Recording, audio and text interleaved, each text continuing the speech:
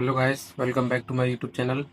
आज हम chapter number 9 त्रिकोणमिति के कुछ अनुप्रयोग सम एप्लीकेशंस ऑफ ट्रिग्नोमेट्री इसकी एक्सरसाइज 9.1 एनसीईआरटी की सॉल्व करेंगे। तो चलिए इसका पहला क्वेश्चन देखते हैं।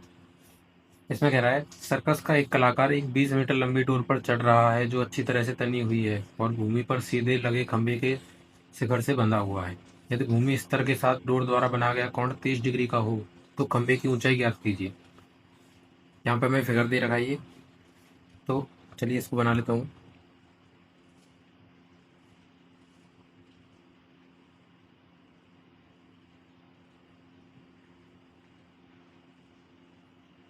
इसका नाम दिया है ABC।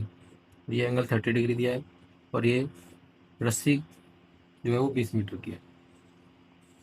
तो यहाँ पे कहना क्या चाह रहा है, पहले इस क्वेश्चन को अच्छे से समझना है। सर्कस का एक कलाकार एक 20 मीटर लंबी डोर पर चढ़ रहा है। तो सर्कस का जो कलाकार है वो इस 20 मीटर लंबी डोर पर चढ़ रहा है जो अच्छी तरह से तनी हुई है, बीच में कोई भी ढीलापन नहीं है, तनी हुई है और भूमि पर सीधे लगे खंभे के शिखर से बंधा हुआ है।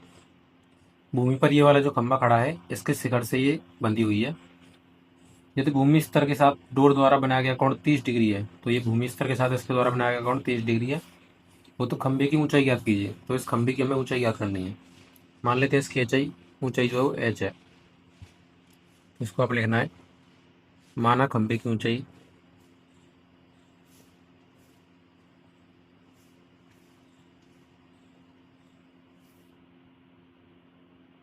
Is to h। अब खंभे की ऊंचाई अगर h है तो हम इसमें साइन 30 का फॉर्मूला लगाते हैं। साइन 30 इज टू क्या होता है, परपेंडिकुलर अपॉन, या फिर लाल बट्टी का से आप निकाल सकते हैं लंब बट्टे कर्ण। साइन 30 का मान होता है और यहाँ पे जो लंब है, साइन लंब क्या होता है, जो एंगल के सामने वाली साइड होती है। तो 30 डिग्री के सामने क्या है, एज, तो ये हो जाएगा इसका लंब। और कर्ण जो है वो हमेशा सेम ही होता है, तो ये 20 हो जाएगा। और यहाँ से हम साइन 30 की वैल्यू रखते हैं 1.2 इज टू एच अपॉन 20। तो एच की वैल्यू आ गई यहाँ से 20/2 यानी कि 10 मीटर। तो ये एच की, अब देखिए हमने साइन 30 क्यों लिया है यहाँ पे। इसका रीज़न है क्योंकि हमें जो पता करना है वो 30 डिग्री के लिए एक लंब है, परपेंडिकुलर है, और जो हमें दिया हुआ है वो कर्ण है। तो हमें लंब और कर्ण में एक रिलेशन ढूंढना था, तो वो साइन के फॉर्मूले में ही आता है, साइन इज टू लंब अपॉन कर्ण। तो साइन 30 दे रखा था, लंब अपॉन कर्ण रखा एच अपॉन 20। यहाँ से हमने इसकी वैल्यू पुट करके एच का वैल्यू निकाल ली। तो जो खंभे की जो ऊंचाई आई है वो एच टू 10 मीटर आई है, तो ये इसका आंसर हो जाएगा। अब अगला क्वेश्चन देखते हैं, सेकंड। तो सेकंड क्वेश्चन में क्या कह रहा है, आंधी आने से एक पेड़ टूट जाता है और टूटा हुआ भाग इस तरह मुड़ जाता है कि पेड़ का शिखर जमीन को छूने लगता है और इसके साथ 30 डिग्री का कोण बनाता है। पेड़ के पाद बिंदु की दूरी जहाँ पेड़ का शिखर जमीन को छूता है 8 मीटर है। पेड़ की ऊंचाई ज्ञात कीजिए। तो उसने क्या दे रखा है कि मान लीजिए एक पेड़ था, ये हमने एक पेड़ माना है, तो ये बीच में से आंधी आने पर टूट जाता है। मान लीजिए यहाँ से टूट चुका है, तो ये जब टूटेगा तो ऐसे करके किसी न किसी हिस्से पे जाके इसकी जो शिखर था, जो टॉप पॉइंट था, उस जमीन से जाके छिप जाएगा, टच हो जाएगा। अब इसने दे रखा है कि जो शिख जो शिखर जाके टच हुआ है वो जमीन के साथ 30 डिग्री का कोण बना रहा है। तो ये एंगल कितना हो गया, 30 डिग्री। फिर कह रहा है पेड़ के पाद बिंदु की दूरी। पेड़ का जो पाद बिंदु है, यानी कि पाद बिंदु होता है जहाँ पे वो चीज़ रखी है, उसका फुट, पैर। तो पाद बिंदु ये रहा पेड़ का, जहाँ पेड़ का शिखर जमीन को छूता है 8 मीटर है। पेड़ जो शिखर है वो जमीन को यहाँ पे छू रहा है, तो इससे और पाद बिंदु के बीच की दूरी जो है वो 8 मीटर दे रखी है, तो ये 8 मीटर हो गया। अब हमसे पूछ रहा है पेड़ की ऊंचाई ज्ञात कीजिए।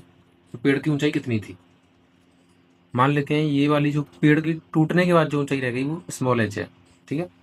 और कुल लंबाई उसकी कितनी होगी, पेड़ की जो ऊंचाई आएगी वो आएगी इतनी जितना अब वो खड़ा है और जितना वो टूट चुका है। टोटल लंबाई कितनी हो जाएगी पेड़ की, एच प्लस ये वाली साइड। तो इसको नाम दे देते हैं ABC। यहाँ पे लिख देते हैं पेड़ की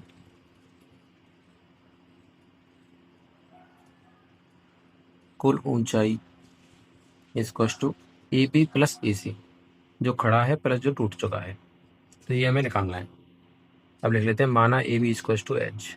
AB को हमने एच मान लिया है, तो यहाँ से हमें पहले तो एच ही निकालना पड़ेगा, उसके बाद हम AC निकालेंगे। तो एच निकालने के लिए देखिए 30 डिग्री के लिए जो एच है वो लंब है और 8 मीटर जो हमें दिया गया है वो आधार है। तो लंब और आधार में कौन सा रिलेशन हम पे आता है, 10 का। तो 10 30 हो जाएगा लंब अपॉन आधार, लंब की वैल्यू एच अपॉन आधार की वैल्यू 8। अब इसकी वैल्यू रख दी 1/√3 इक्वल्स टू एच अपॉन 8। तो यहाँ से एच की वैल्यू आ गई 8/√3 मीटर। ये आ गई एच की वैल्यू। अब हम क्या करेंगे, अब हम ए सी की वैल्यू निकाल लेंगे सिमिलरली। तो अगर 30 डिग्री के लिए देखा जाए तो ए सी जो है वो कर्ण है और 8 मीटर जो है वो आधार है। तो इसकी मदद से हम कॉस का फॉर्मूला लगाते हैं, तो उसमें आधार और कर्ण दोनों आता है, इसलिए हम कॉस का फॉर्मूला लगा देंगे। तो cos 30 इक्वल्स टू,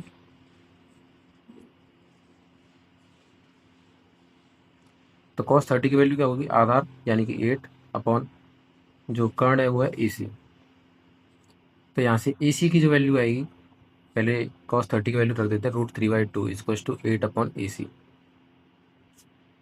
तो ए सी की वैल्यू आ गई 16/√3 मीटर। अब पेड़ की जो टोटल ऊंचाई थी उसको निकाल लेते हैं।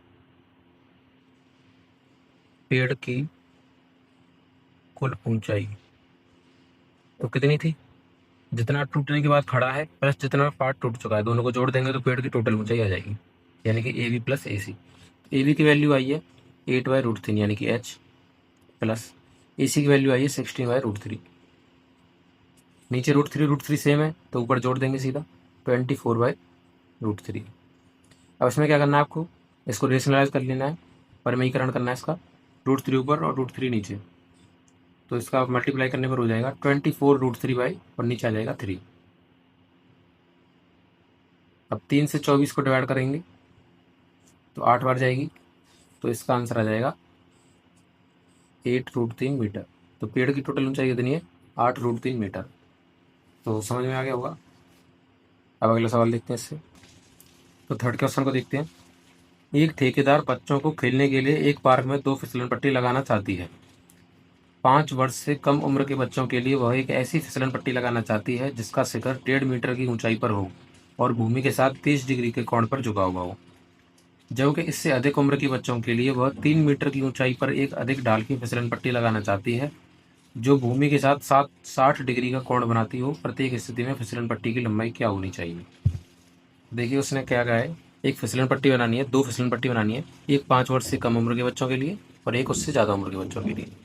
तो मान लेते हैं ये वाली जो है हमने पहली बना दी 5 वर्ष से कम उम्र वालों के लिए। तो इसकी जो ऊंचाई दी है उसने वो दी है 1.5 मीटर ऊंची, और जो धरती के साथ कोण दिया हुआ है भूमि के साथ वो है 30 डिग्री इस फिसलन पट्टी का। ये फिसलन पट्टी यहीं से बच्चे फिसलेंगे।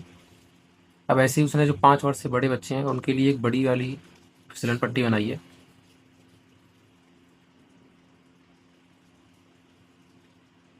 इस बार जो ऊंचाई है वो रखी है 3 मीटर की, और ये जो कोण दिया गया है ये दिया गया है 60 मीटर, 60 डिग्री सॉरी। हमें दोनों स्थितियों में फिसलन पट्टी की लंबाई बतानी है, इसकी और इसकी। मान लेते हैं पहले का जो त्रिभुज का नाम रख लेते हैं ए बी सी, दूसरे का रख लेते हैं डी ई एफ। तो हमें इसमें ए सी ज्ञात करना है, इसमें टी एफ ज्ञात करना है। तो देखिए वही तरीका है सेम करने के लिए। हम क्या करेंगे, हमारे पास 30 डिग्री का एंगल है, उसके सामने वाली भुजा क्या होती है, लंब। हमारे पास लंब दे रखा है तो हम, और हमें निकालना है कर्ण। लंब और कर्ण कौन से रिलेशन में आता है, साइन के में। तो हम लगाएंगे साइन का फॉर्मूला। तो त्रिभुज ए बी सी में यहाँ पे लिखेंगे साइन 30 डिग्री इजक्वल टू लंब अपॉन कर्ण। लंब तो 1.5 दे रखा है, कर्ण जो है वो ए सी है, और साइन 30 की वैल्यू 1/2 बराबर 1.5 अपॉन ए सी। तो यहाँ से ए सी की वैल्यू कितनी आ गई, क्रॉस मल्टीप्लाई करेंगे, ए सी की वैल्यू आ गई 3 मीटर। तो पहली फिसलन पट्टी की जो लंबाई है वो आई है 3 मीटर। ये तो पहले का आंसर हो गया। हमें दूसरे वाले की और निकालनी है, अभी उसकी निकालते हैं। तो इस वाले में देखिए आप, त्रिभुज डी ई एफ में सेम हमें एंगल के लिए लंब दे रखा है और हमें कर्ण निकालना है। लंब और कर्ण का रिलेशन आता है साइन में, तो हम लगाएंगे साइन 60 इक्वल टू लंब 3 मीटर अपॉन कर्ण जो है उसका नाम है डी एफ, ये हमें निकालना है। तो साइन 60 की वैल्यू रखी √3/2 equal to 3/2 sorry D F. तो यहाँ से डी एफ की वैल्यू क्या आ गई, 6/√3।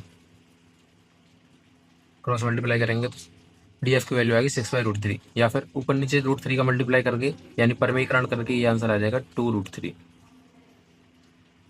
तो यहाँ से डी एफ की लंबाई आ गई 2√3 मीटर और ए सी की लंबाई आ गई 3 मीटर। ये दोनों ही हमें पूछी थी, तो दोनों फिसलन पट्टियों की लंबाई ये हो जाएगी 3 मीटर और 2√3 मीटर।